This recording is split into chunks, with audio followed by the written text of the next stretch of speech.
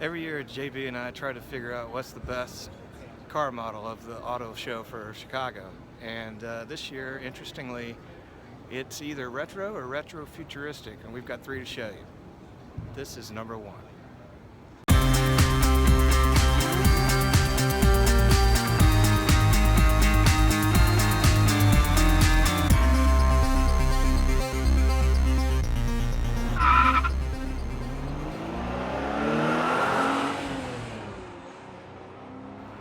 Hey, it's Brennan. I'm here with my buddy JB, and we are sitting in the 2019 Bullitt.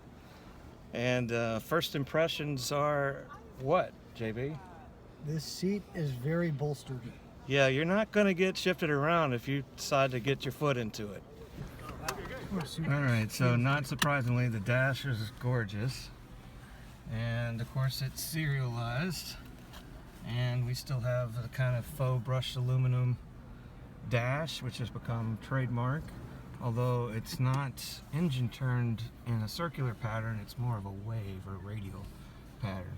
But wow, look at that. Console's nice. Anybody that drives an S550 will recognize what we're looking at here, but it's just that much more nicer. Of course, we got the Shelby just down the way, so we'll see what they've done since the debut of the Bullitt last year. Red Brembo brakes are standard. Look at that grille. I really like the chrome. Wish they all had that. Badgeless, of course, because it's a Bullitt. And it's a popular model, so it's hard to get seat time even on display.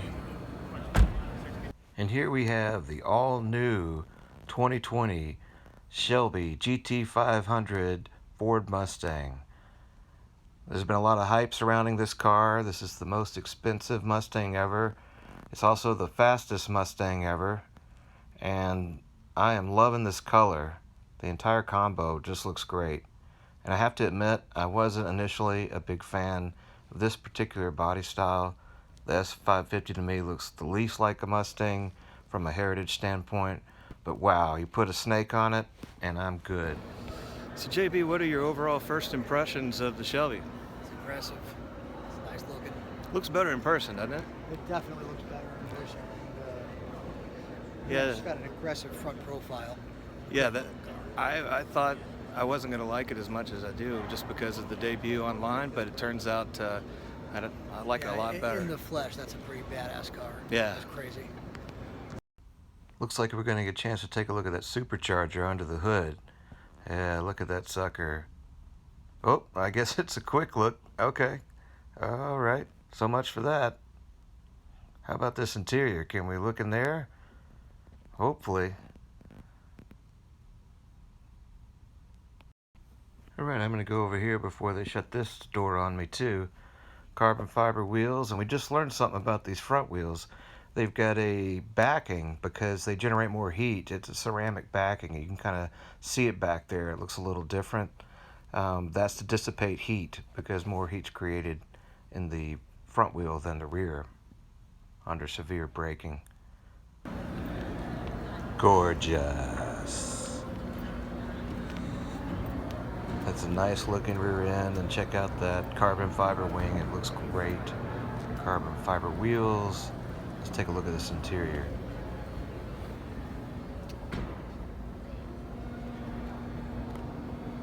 And there you can see it's got that select drive, which is a little bit controversial right now, but hopefully as people get them, they'll like the 10-speed automatic better than a stick.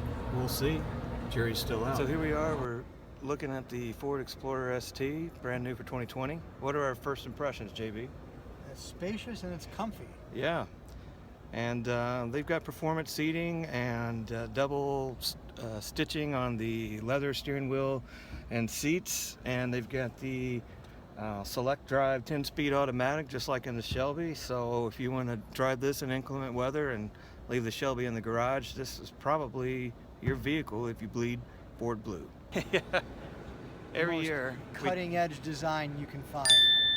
Visionary, creative, unique, stands out from all the others. Clearly penned by someone who understands and has an eye for design and proportion, elegance. And here we thought elegance was dead. And here in the year 1959, there we go. The big surprise to all of us There's another eligible vehicle for JB. You want to weigh in? This is kind of your ideal commuter car, wouldn't you say? Completely. This is 100% the most practical car at the whole show for your morning commute. Very subtle references, I think, to the new, the just released Ferrari Monza SP1, SP2. This one configured as a single-seater with a dead second seat. This one's a concept car, unlike the Ferrari, but you know, whereas it is, I would say, on equal footing in terms of practicality, it is maybe a little bit more minimalist in its lines and curves and styling. But I would say this is definitely ideal, especially like in Chicago or some of the cooler climates in the winter for your morning commute. It seems to have some semblance of what could be a windshield on another dimension, maybe. Which does beat out Ferrari's virtual windshield, so to speak. So I mean, there's got that going for it. But I would certainly take one. I think we have a winner here on concept cars this year. Once again, vision and originality prevail. Something to really set themselves apart from the competition. Welcome to 1991. And here we have our number 2 inspirational vehicle, the Acura NSX from 1991. I still remember Reba McEntire's husband drove one of these in Nashville, one of the first ones, and it turned heads everywhere it went.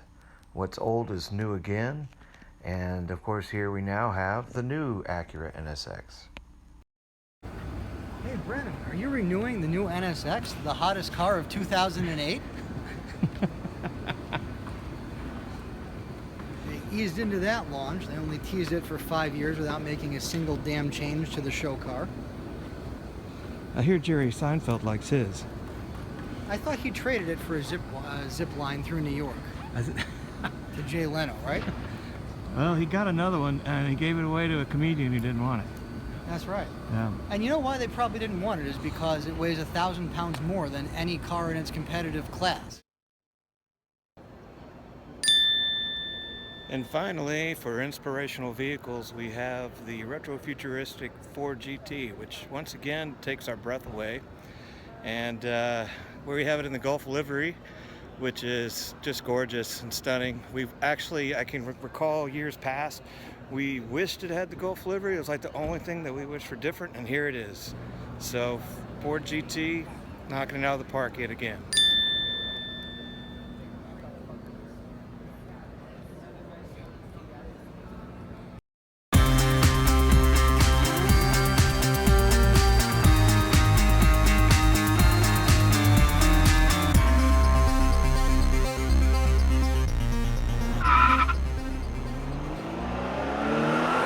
Please tell me they put a snake on it. Oh, thank God. There it is.